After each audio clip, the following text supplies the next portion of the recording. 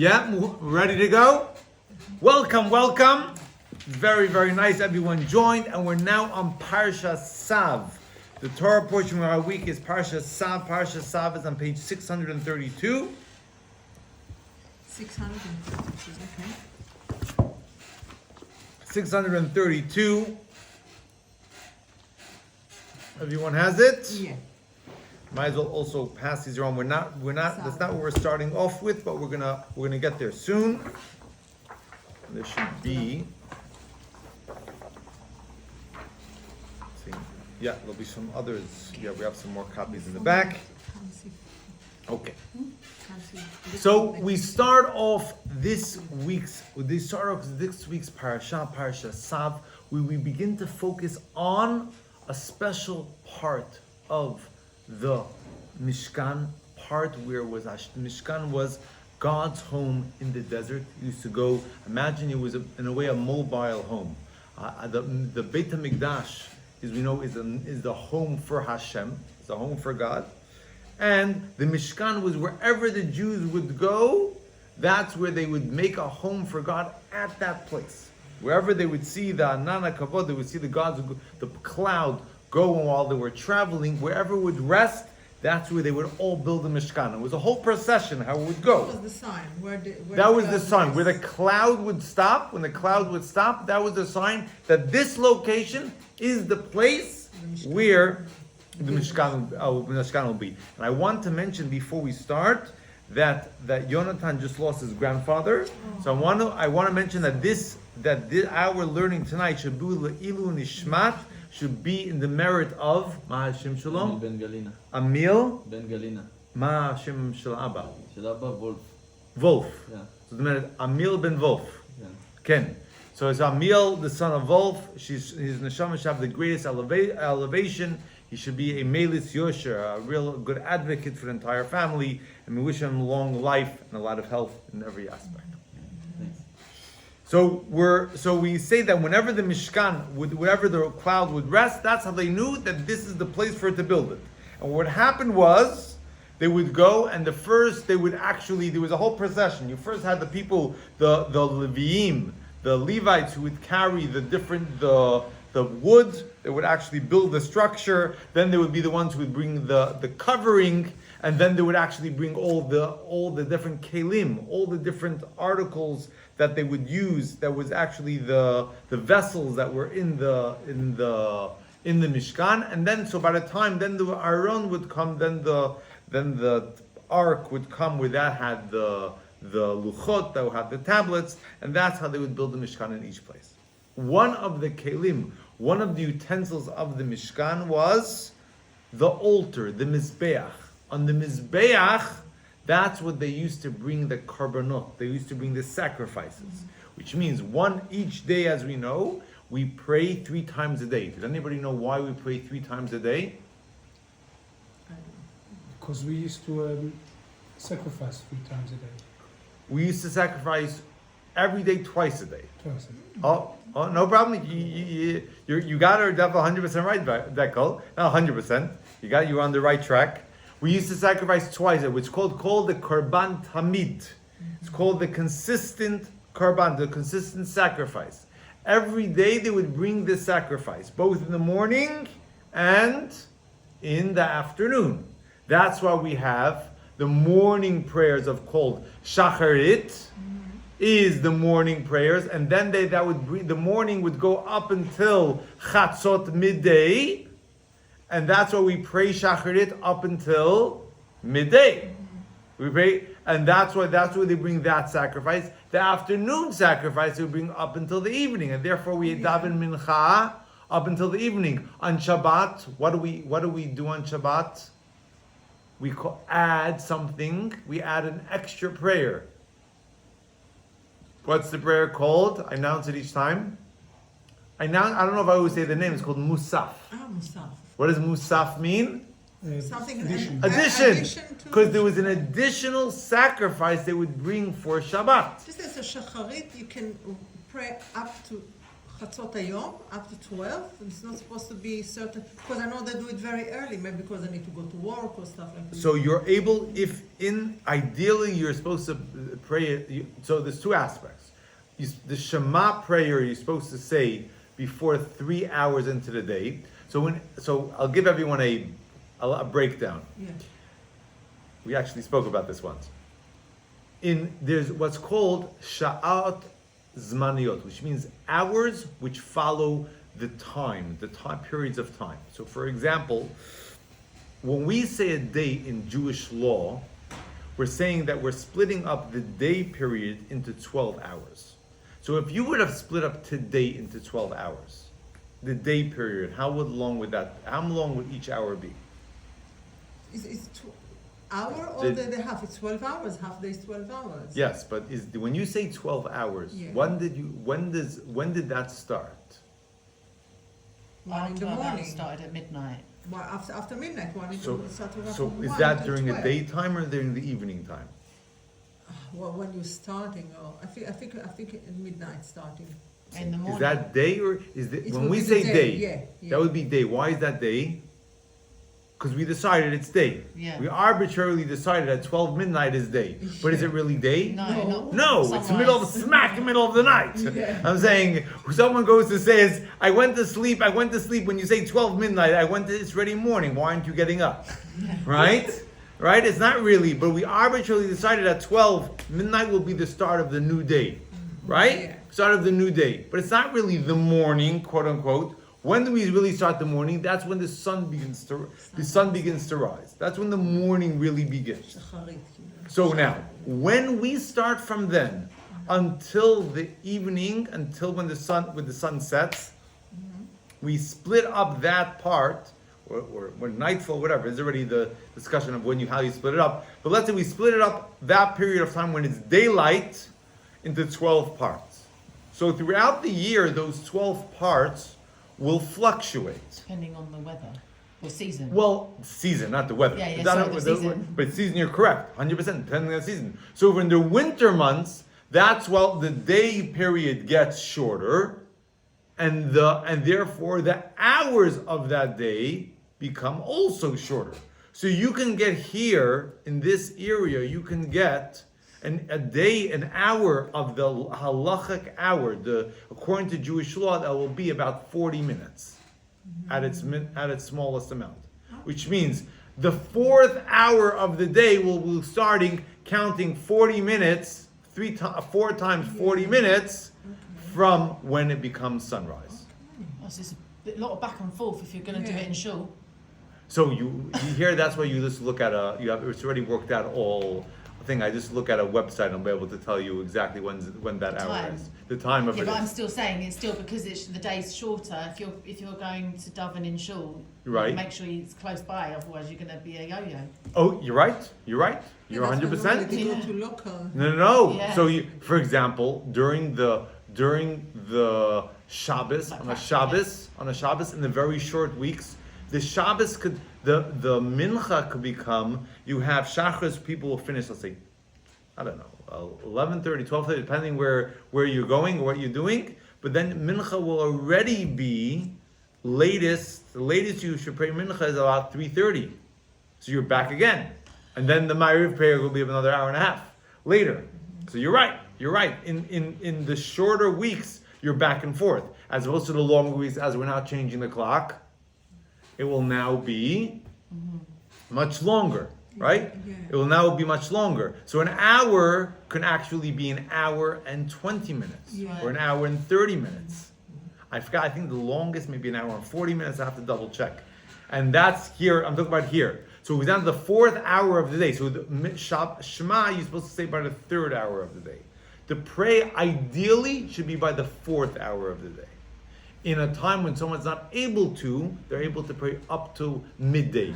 Midday now, it's just again, the third hour of the day was 8:56 today. Just to give you an example. The fourth hour would be it's about an hour now, so I would say is probably about 9:50 something.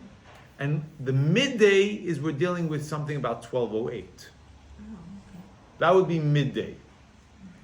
Okay? So that is, you're allowed to pray shacharit, the morning prayers. Tefillin, you're allowed to put on the whole day up until night. It's not it's independent of, it's independent of we do it when we pray shacharit, but you're able to put on tefillin throughout the day. When it's still daylight. When it's still daylight, correct. Now, mincha you pray in the afternoon, and then Ma'ariv you pray in the evening. So we used to bring a sacrifice in the morning, a sacrifice in the afternoon. That's why you have shacharit and mincha. On Shabbat, we actually add the additional prayer. That's why we have the additional Shemona Esrei, which we do on Shabbat, which is called Musaf, the addition. Ma'ariv, Arvit, which we pray in the evening, that we actually is not because of a sacrifice they brought then, but rather, as we learned here, there used to be extra, whatever limbs they used to have that was left over. They used to bring, many people brought sacrifices. And the part of that sacrifice used to have backup. You used to have backup, you used to have a line. And if anything that was not brought they used to brought during the day, they used to burn throughout the night. So what did they use to sacrifice? Was it a live animal that they slaughtered? Correct. They would slaughter a live animal. They would take some of its, depending on the animal, some of it was fully burnt on the mizbeach, on the altar. Some of it, part of it was burnt on the altar, and the rest of it was given to the... But they were slaughtered before the burning? Yes, of course. So we daven twice in the day because we sacrifice twice, and the third time is for the leftovers. Correct. That's why it's interesting. The first two, shacharit and mincha, are considered chovat. They're considered obligatory to pray, because that is corresponding to the obligatory sacrifices which were brought, and we don't have anymore. So we want to still because the idea of prayer is a similar concept. The Ma'ariv, the Arvit prayer is considered reshut, it's considered voluntary, because it wasn't something that was a guarantee every day. Yeah, it was a leftover. It was a leftover. But what happened to the animals? They're sacrificing and they're giving animal parts. Once it gets there, what's done with them? It was burnt on the altar, and it says by the first. In the first temple, there was a fiery flame that looked like a lion that went down, that would actually consume it. And we actually learn in this week's portion that fire needs to be always. There used to be a fire that was consistently on, that never went out in the mizbeach.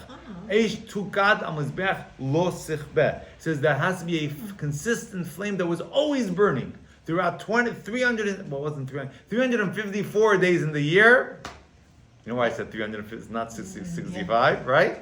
But even when they moved to the Mishkan, they had to break the Mishkan, undo the Mishkan. So which means, very good point. So he said, about that, it says about that particular fire was covered over, because that was a fire that was more of a sort of, in the Mishkan was more of a miraculous fire, so that was covered over with like a metal pan, that was also transported. Same, but just to give you an idea, the idea of what it was. But idea was you have to, even in the second temple, when they didn't have this, you still consistently needed to feed in order to make sure there was always consistent fire that was on the mizbeach, was on the altar. Everyone remembers what the altar looked like? Just to just to make sure we're all on the same page. If everyone turns to, we learned this a few weeks ago. If you look on page 505. 505? 505. Okay.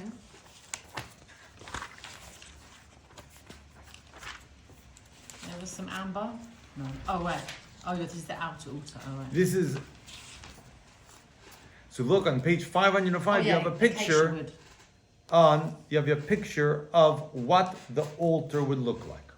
And you see even over there they had a flame that was always. They made the depiction of the flame.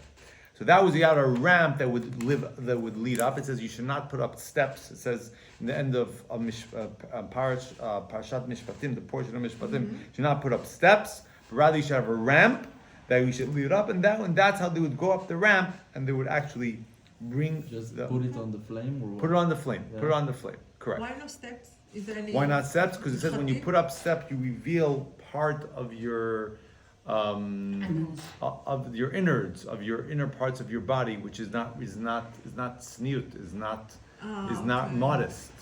When Even you though it's ankles. men, but even it's ankles men and, doesn't- and even men, yes. yeah, the men, obviously not women. Yes. They korban. Yeah. No, but men have the mitzvah course they know sneut not to be as well. exposed, but- Modesty is also is by men as well. Is by men and women, by both men and women. That's why religious men will not wear shorts, for example. Correct. They're not wearing shorts, Correct. right? There, on a general rule, they would not. There are those who might say that you could. I don't want to. What's it called? Because depends. Also, little Where bit you on the are and cusp. who you're with. What? Where you are and who you're with. Yes, and also depends on the. It's interesting. Modesty is an interesting concept. It really, in a certain sense, depends on the context of what the society is holding by. So in that context, you have to look at modesty. So there might be those who say in today's context, shorts would be something that would be permitted, acceptable. But yeah, Yeah. same. That is where it falls into. Okay. So this is what the Mizbeach looked like. Okay?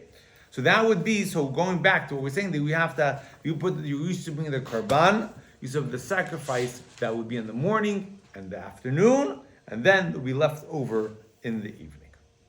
Right? Okay. That's our beginning of the parasha, and the entire portion deals with sacrifices. Deals with different types of korbanot, different types of sacrifices. There were sacrifices called the shlamim. They would bring between, meaning that they would bring on certain occasions, and people would donate. The donations, people would also bring sacrifices for when they actually were called a korban todah of thanksgiving. So, for example, if you went through a difficult time in your life, you went through something dangerous, then you would bring a sacrifices. So, for example, and this is something still applicable today, we still do today. Birchat HaGomel. Very good. The blessing of Gomel, of thanking God when you go through a dangerous period. So, for example, if someone went on a trip, and they went on a trip and they went over the sea. There's a blessing you make. Oh right, yeah, when you're in the plane, like. Once you land, not. Oh no. No. That's Tfilat Haderech. That's a prayer, the blessing you make before you travel. Yeah. And in the beginning. That's a good point. That is 100%. But once you go through that, is a blessing of thanking God for you got through it, the dangerous situation. So the dangerous situation could be either that you traveled and went over something dangerous. For example, the blessing of your travels could be even when you're not going through something specifically dangerous. So for example, if you're traveling outside the city and you're going to travel from here to Manchester or from here to whatever, or someplace else, you make Tfilat Haderech. You make the blessing for the travel, everything should go well. When you go into a dangerous situation, is, for example, you wait for a danger that if you're there, you might die. So, for example, traveling over the ocean, which is a dangerous thing. Therefore, as we know, someone that was actually just over a bridge in the States. There's a whole bridge collapse, and they're already missing people. Just by definition, if anything goes wrong when you're traveling over there, you're in a already dangerous situation. So much interesting enough, there are those opinions that held, this is not the common accepted opinion, but opinion that held that every time you get on a plane and travel by plane, you're considered in a dangerous situation. Because, I think with everything with Boeing that's going on, it becomes a bit more clear about that. But everything the reason why a plane is because a plane, once you fly, in the height that you're flying, you're already in a danger. Because anything that goes wrong, you're in a situation where anything that goes wrong could create, you're in a life and death situation.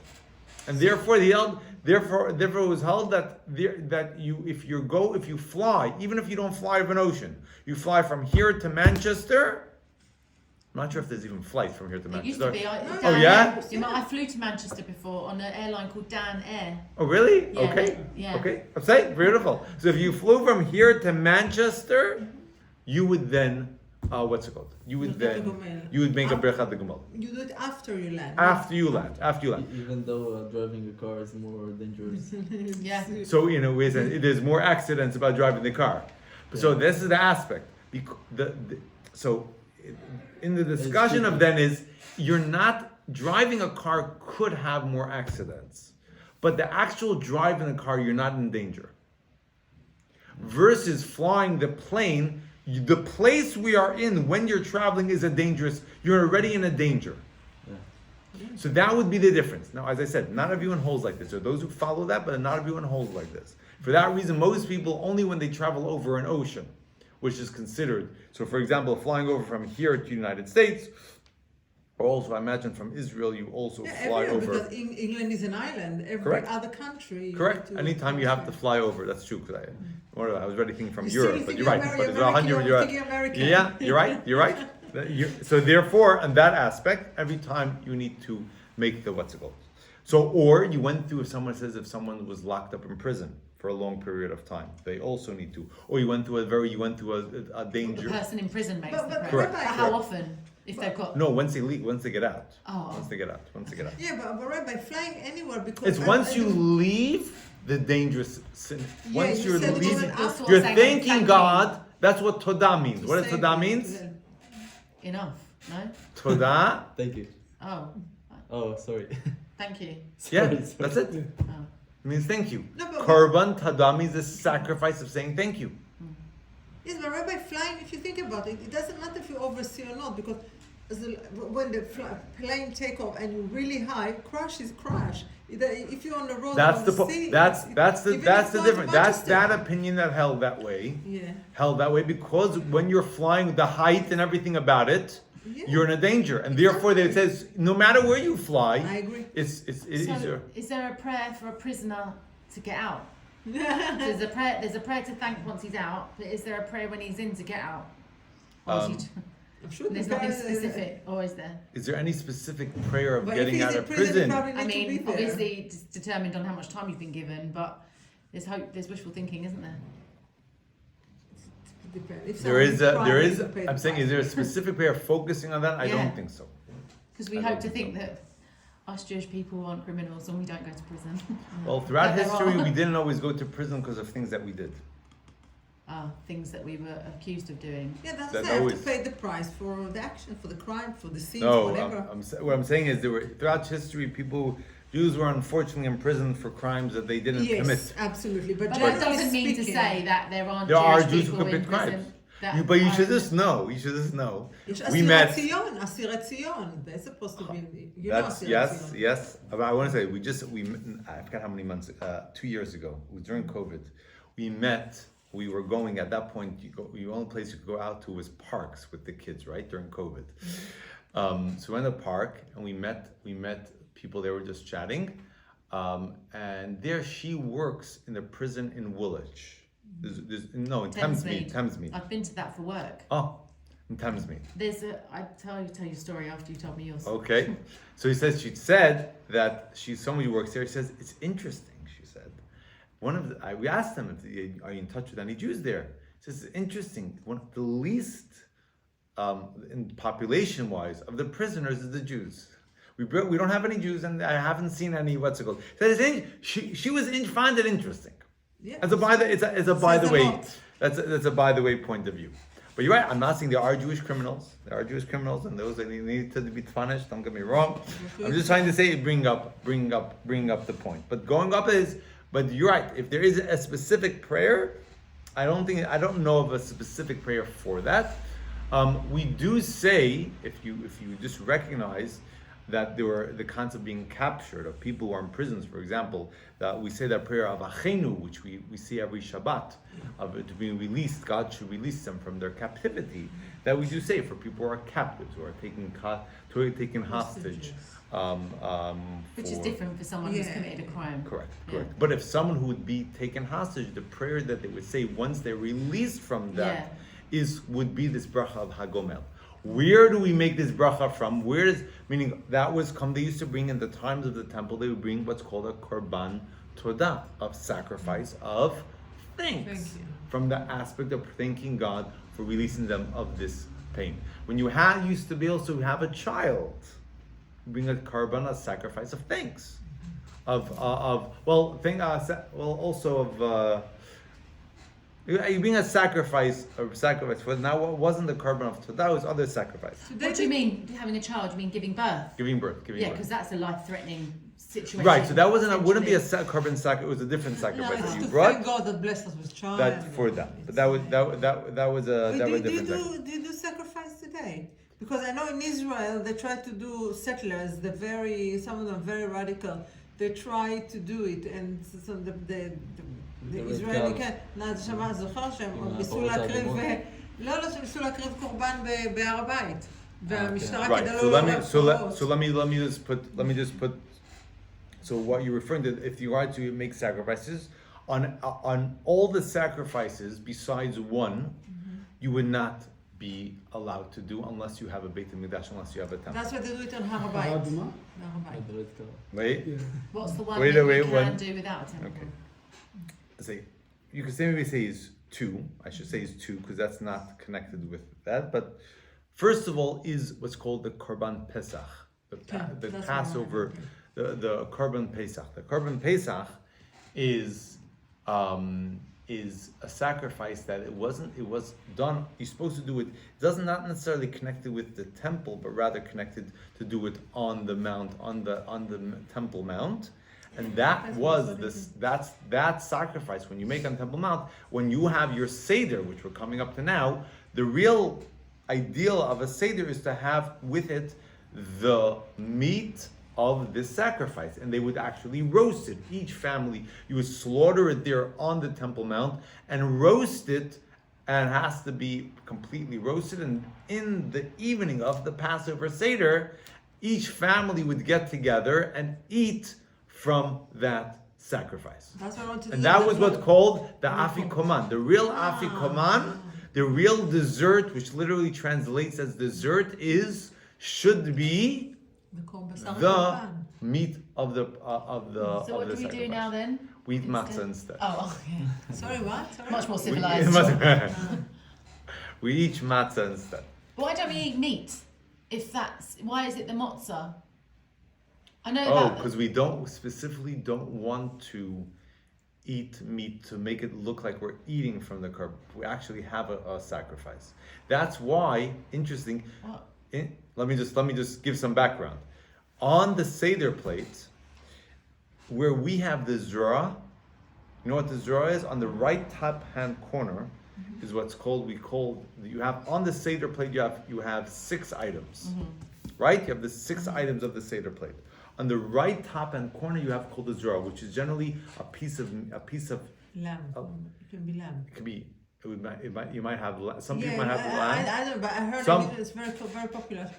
Or chicken. You have chicken neck, Oh. Oh, the chicken neck. Oh, my dad loved the chicken. or a neck. chicken wing, or a chicken Yeah. wing, Okay. right? Now, why do we specifically take a chicken wing? Historically, in the times of the temple, right then it would not be a chicken. It would actually be the piece of the sacrifice of the Korban Pesach. That's what actually be there, and they would use that by the afikoman. That's what I would eat it later. But because we don't want people to make a mistake and think we actually have that today, we take something which is not used for the sacrifice, Oh, right. which is a chicken. But it still represents. It's still to remind us about it. Yeah, but we don't want to actually. We don't actually do it. But in the temple times, they would actually go and actually that's how they use it. And that's why the whole concept of is interesting. Passover, Pesach is a time when everyone gets together and actually as a family. Historically, it's something that always families get together. Why? Because originally from there's a mitzvah that everyone should get together and everyone used to have their Korban Pesach, their sacrifice that everyone would eat with. You used to be considered as part. You had your party that you were eating with, and there's different laws of how you're not supposed to jump from one party to another. You have your party that you have to be in. That's why families would get together and they would have to all eat, make sure that there was enough for everyone and we got consumed, we got eaten up before the next morning. Okay. So that's another one of the korbanot, another one of the sacrifices we discussed. So here, intrinsically, we discuss the different sacrifices of the korbanot. Now, I see we've gotten off we discussed many topics in the process, wonderful things. I want to, with this in mind, I'm not sure how much time we're going to have. I think what we're going to discuss now is connected with the Mizbeach, connected with the altar, a story that throughout history was looked at a lady as the greatest traitor that could exist, that existed, not the greatest, but a very serious traitor to her Jewish faith. And we're going to look at how we could look at it in a different perspective, looking at through a different lens, looking at it so positively, how that really changes the story whole in a major way, and how we should each of us begin to look at each other and how we should look at such scenarios. So we'll go through it, and maybe we'll go through that. Maybe you start off that you'll read the first two paragraphs, and then Georgina, maybe you'll read the first two paragraphs in English. You'll read the first two paragraphs in Hebrew. If you start, does that work? Okay. Yeah. Okay. תנור רבנן, מעשה במרים בת בלגה, שהמירה דתה, והלכה ונישאת לסרדיות, אחד ממלכי יוונים.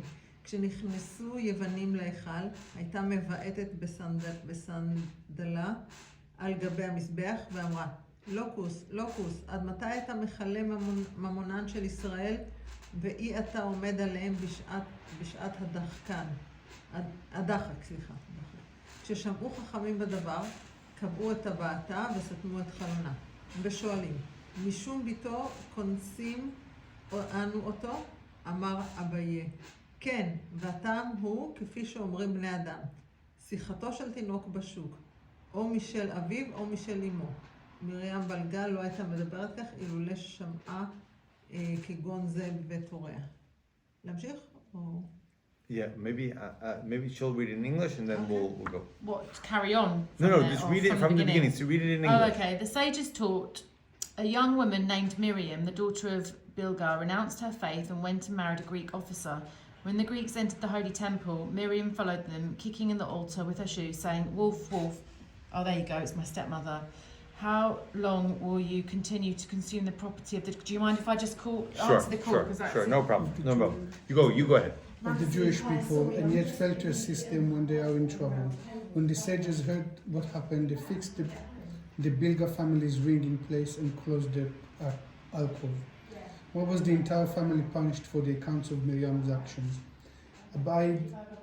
Abaya said, the reason follows the common adage. A child's conversation in the streets are what they picked up at home from their parents. Okay, so which means is that the Gemara at the end of the tractate of Sukkot tells the story how there was a woman who during the time, this is the same time of the Greeks, during the time of the Greeks when the Jews in the same time, she lived in the same time as the story of the Maccabee. So she went and she renounced her Judaism. She got married to a Greek officer. And not only that, when the Greeks came and they went and destroyed the temple, they went to destroy the temple, not destroy the temple, but to go and ransack the temple, which eventually brought about the story of the Maccabees that they went and fought against. That's eventually. So she went together with her husband, and they entered the temple, they entered the Beit HaMikdash, and she took off her shoe, and she hit the Beit HaMikdash, she hit the altar, she hit the Mizbeach, and said, Lucas, wolf, wolf, why are you eating? You eat all the wealth of the Jewish people, referring to that they bring the sacrifice, they bring the animals, but you don't help them in their time of need. Yeah. So then, when later on, once the Hazmanim, the Hashmonaim, they took over again, the sages heard about this story. So each house, there was groups in the Beit HaMikdash, in the temple. There was 24 different families who each had a week that they would serve in the temple. Each one had a week that they would serve in the temple. Her family, each one used to have like a box where they used to have all the materials. Like, you have a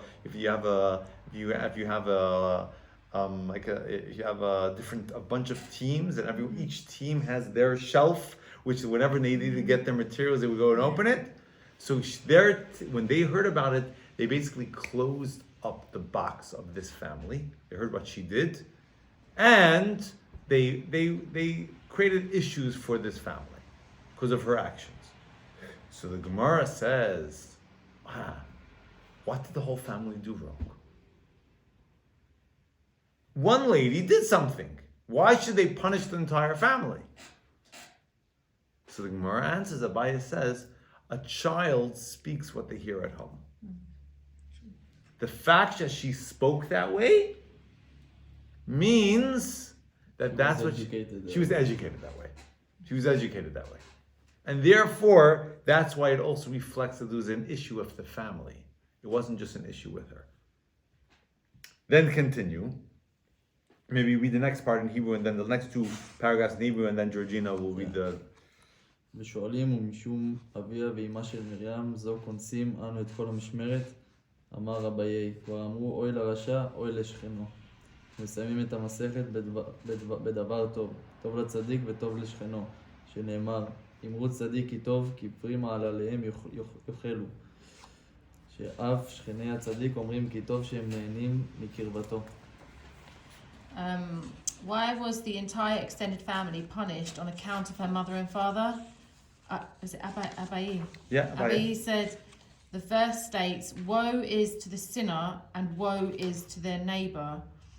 The book concludes on a positive note, good for the righteous one and good for their neighbour. As the verse states, praise the righteous man for he is good, for the fruit of their deeds they shall eat. Even the righteous one's neighbours benefit from his presence. Right. Okay, so which means this. So the Gemara continues. Why then did we punish the entire family? Punish her immediate family. Why her entire general family was also punished? So the Gemara says that is an woe to evil person, woe to their neighbor, to who is close to them. That there's an effect that an evil person has to their neighbors, to the people who surround them. And the same idea is a righteous person also has a positive effect. So basically, be careful who you associate yourself correct. Be careful who you associate yourself. Very good. Very, very good. Right on the ball. Be careful who you associate yourself with. But there's also an interesting idea. What happens? You always associate yourself with good people, or what's it called? But it's so a bad person. Who should they associate themselves with? Good people. Good people. But then a good people, what are they going to do? What's going to happen? Well, they might be a positive influence, or they might balance Who influences out. who? What do you do? What happens? How do you do influence who? Good overrides bad. I think it rubs off, and then the more of you, the more of the good ones will. It depends. But maybe you're going to be influenced by the bad person. Maybe the good person will be influenced by the bad person. Well, it depends who takes like the leader role, who's got more of an appeal, Cloud. because you have a group of people and there might be one person that kind of takes dominant. More precisely, growing or building on what you're saying, there's a term in halacha, in Jewish law, there's a concept called Agdi de Tarad lemiflat lo bala. It says as long as something is spitting out, it doesn't take in. Meaning to say that let's take, for example, a kosher meat. Kosher meat, in order for it to be kosher, even if it's slaughtered properly, it needs the blood that it was inside the meat needs to be removed. How do you remove the blood that's inside the meat? Hang them. Or not that Hanging the animal is not good enough because there's Washing. still blood. with the salt. Washing With the is salt. is good, but it doesn't also remove the salt from within the meat. How do you do it?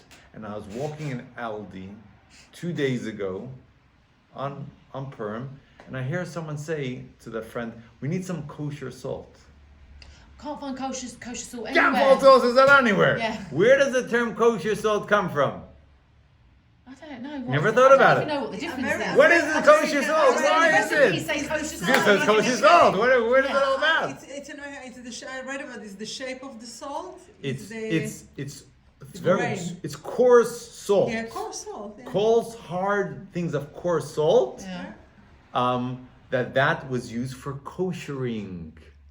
They would use it to To put rub it on. down They're to- not rubbing it. Oh. Just spread it. Spread it all over the meat, Right. and that would Soak it up. that would extract Right. the blood that exists within the meat. It's kosher salt. I need to take that red wine off my sofa, isn't it? Oh, that could. That is the. Okay. I don't know how it works with sofas. I don't. but it would Me, make it works sense. well It with. would I don't make know. sense. Say. Try, you know. Yeah. They say similar ideas with if you have blood on the shirt, try it. It's salt as well. Salt as well will work. Now, If it's red wine, you need to put white wine, and that takes it off. I mean, I was slightly having a joke. I don't have red wine on my sofa, but if it ever happens, I'm thinking of kosher salt. Where do I get it? That's the next question. yes.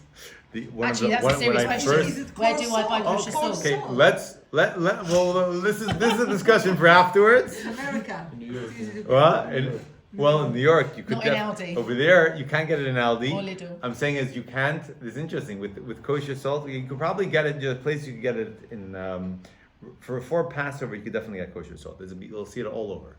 You'll see it in kosher stores, not all over here. Kosher Kosher king. Is store. it not the same as Kosher like kingdom. Himalayan salt? You just grind it. If it's Similar but idea. it's not the same. It 'Cause should it's be the coarse. same. It's coarse. So where Same does it idea. come from? It's just the reason why it's called kosher Yeah. salt. It could be regular salt, it's just coarse salt. Okay, so I could use Himalayan salt and call it Technically, kosher yes. salt. Correct. Technically, Okay, yes. fine, we've sorted that one out. Yes. Yes. So, but that's where the term kosher salt comes from. Now, if you don't look into business, bring kosher salt. But so the question becomes, if salt has two powers, it has the power to draw out, and it has also the power to put in. Meaning to say is, if you have salt, if you have blood on top of something, it's already out. And you put salt there, it'll heat it up and actually put the taste of whatever it is, or the actual blood, back in. So the Gemara says, meaning the Shulchan Aruch says, if it's drawing out, if the salt is on top of the meat that's drawing it out, what's stopping it from putting it back in?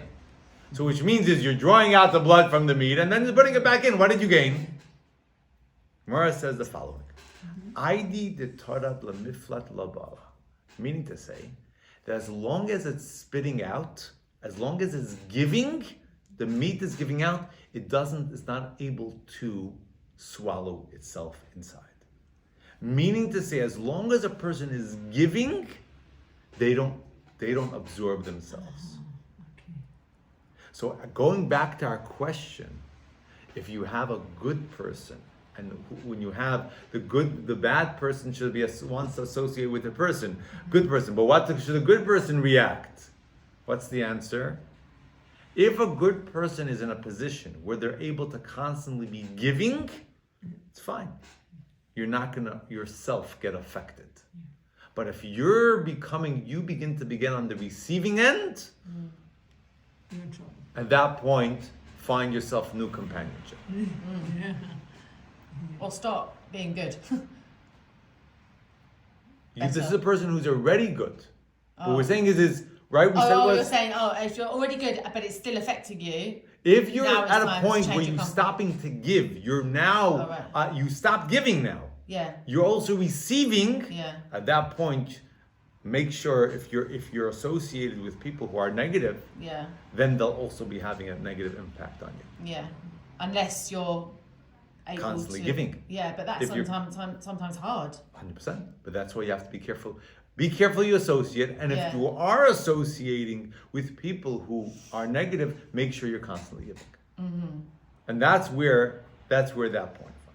But that's saying giving to, so people say you don't give to receive, but actually you do. Again, So, it's good to give. You don't give to receive, right? Like generally, like you don't give a gift to somebody because you. we're wish not to get it. referring. Okay, yes, but we're not referring to the concept of giving as It's in more emitting. If you emitting. You're emitting more something. not as opposed to giving something No, I know. physical. I realise that. I realise we're talking about the. Would you call that? Not the physical sense of giving, but the more Right. spiritual sense of. Not influence. Influence. Influence. So, but I'm saying, so you're saying it doesn't apply in that. So you don't give to receive in a physical sense, but nor should you give to necessarily receive goodness back. You give goodness because you are good. And yet, not always should be because you just. So because, the reason why you can, I mean, I guess I'm getting a bit. even like if you're lost. not, and even if you're not good, still do give goodness, because that also has, saying that's also positive. Even if you're not holding at a point where you expect to be, a level where you're as good as what you're giving, That's what I'm saying. Still So I'm give. saying, Still so I'm give. saying, yeah, it should apply. Should but there's a point where you sometimes you have to stop giving because really you're not getting anything back. But I'm saying, well, I'm not saying you should stop giving because you're not getting Jesus anything said back. that. What I'm saying Not is that if you're not giving at that point, you're open to be influenced. oh, okay. And then you're open to be Yeah, you're open. influenced. Okay, so there's a Depending on who you're around, they will be influencing you. Yeah, we're talking. Yeah, I got lost. Right? Yeah, no, Depending on who you're in touch with, they will influence you. And if they're good people, they'll influence you on good things. If they're bad people, they'll influence you in a bad way as well. Okay? So that's what the Gemara tells us this story. Wow. I think we're gonna have to have part 2 for next week because but we'll get up to 2, which how we ask. Now, in a way, on a first glance, how can we look positively at what this lady did? This lady went at a time when the Jews were out their knees. They're being attacked. Meaning of their Judaism, their holiest temple has just been ransacked, and at their time, we're at their knees. She goes and says, she begins to knock and says, God, the altar. Why aren't you? Who are you? You're just a wolf taking the Jewish people's money. Well, she was also standing up for people, wasn't she? I think she No? took her shoes first. Am I wrong? That's I'm right. I Very hit the good. nail Very on the good. head. Keep that thought. Keep that thought. Very good. Yes. no. I'm saying she took off her shoes. No, that's Even worse. no. Or even better. No, but, Oh, she took off her yeah, shoes. She, Ah, it seems, okay. She said she had respect to take off her shoes. yeah, yeah. But it's people like her Different that we religion. need. Again, I said it's people like her that we need. People don't speak up, then we'll continue to be treated badly. was she Was she the one not she saying? didn't speak against the Greeks. She spoke against God. But that's a good thing. I Right, mean, but we she was want that. speaking against God. She wasn't doing it she was doing it based on what she believed was The injustice. the injustice. Yeah. So keep that. I'm saying it's following along the same line. Keep that though. Yeah. We're gonna get to that. We're very good. But we're gonna get to that. That's the difference between Noah and Abraham, because when God said, and Hashem said, He's going to wipe everyone, he didn't protest. He said, oh, okay, But Abraham actually said, why? He protested. Right. The difference you're gonna say is, and this is gonna be this the what's it called? The difference we're gonna say is maybe the difference between Avram and is the way it's being said. If you want a comparison between the way Avram said, God, how could we destroy this people? versus she was, in a way, speaking very derogatorily about what's going on. Meaning to say, as you can say, is this seems like there's an injustice. How can you destroy the good and the good when you need to destroy the bad? How can you also destroy the good? There'll be the collateral damage, if you want to say, when you want to destroy the bad. That's what Avram says. How can this? There's a certain injustice that's going on. For she's saying is you're a thief. Why are you taking from the Jewish people? Well, she's making an accusation. She's making an it's a very, very derogatory way of speaking in this, right? She could in put this it context. a different way and still put her point across. Exactly. and especially also going to hit something which also is a very, very derogatory thing of doing. Looks like you wanted to say something. No? So why? So that would be the question of why would she have done that? And because of that, the sages punished her. And we said was not just punished her, but really punished the entire family because of her. Turned into an entire family. Now, the Life Torah revolutionized this way we look at this Gemara. And really looked at it created a way that we should look at it in a positive way. Through, I would say, 2,000 years, we always look at it, Miriam Bas Bilga, which was her name. Miriam, the daughter of the family of Bilga, was always looked at as derogatorily. But I'll look at it a positive spin. Not a positive spin, a positive look, an outlook about it. In the brief period of time we have let's just take the context of what the Jews were going through at that time. The Jews at that time, during the beginning of Hanukkah, the Jews were being oppressed.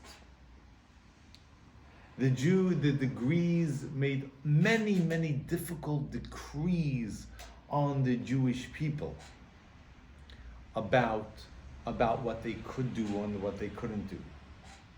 They said not only that, they worked hard to eradicate any sort of sense of Jewish identity.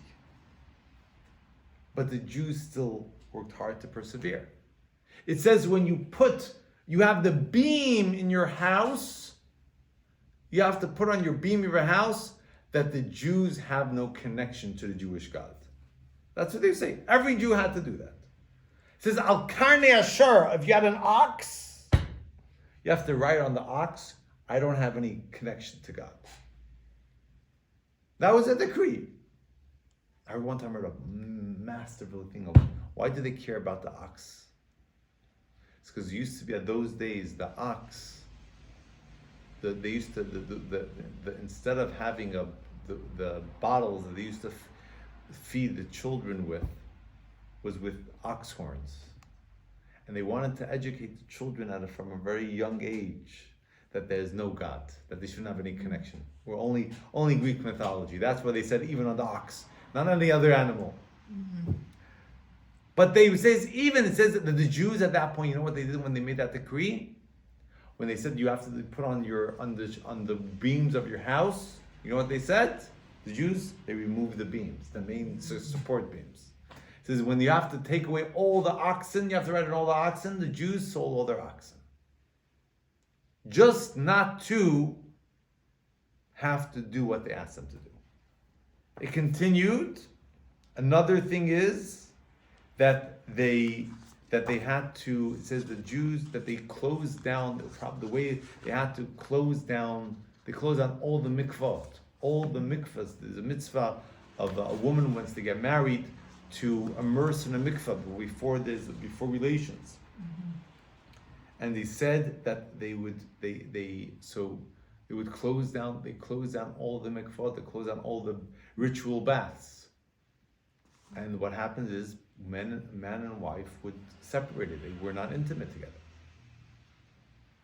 It says, and then more so they commanded that whoever gets married has to go, and the night of the wedding, before they consummate the marriage, has to first be intimate with the top general that was there.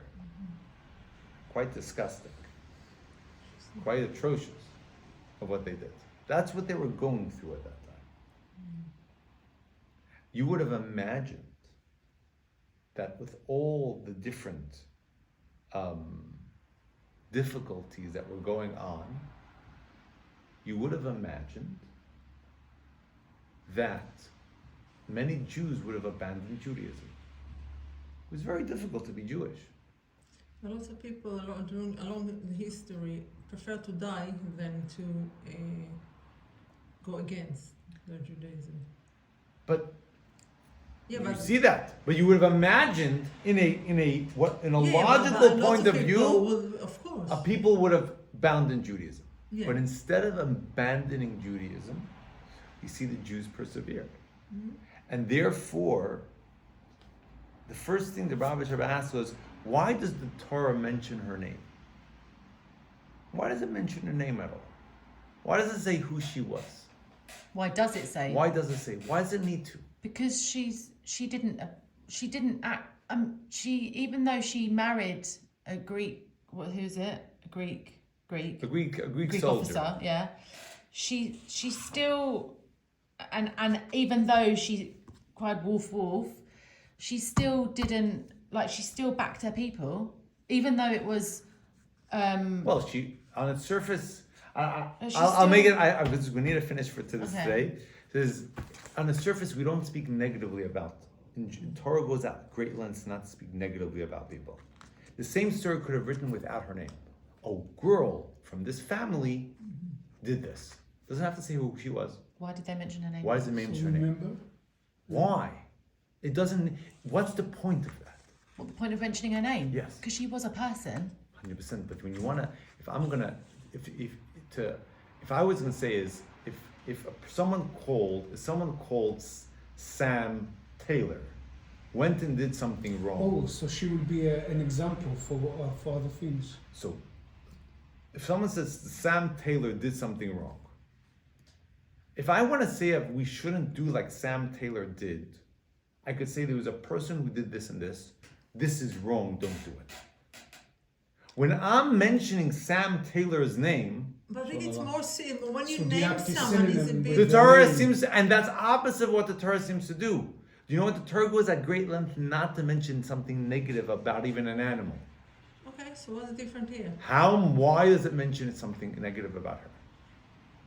And with that, we're going to leave it for till next week. Okay, so I'm going to Cliffhanger. be, Rabbi, I'm not going to be the next week. I'm supposed to be in Israel. Okay, so we're gonna that's why. So we're gonna make sure it's recorded, and you'll be able to send you this So, follow. Rabbi, quick question. Your brother.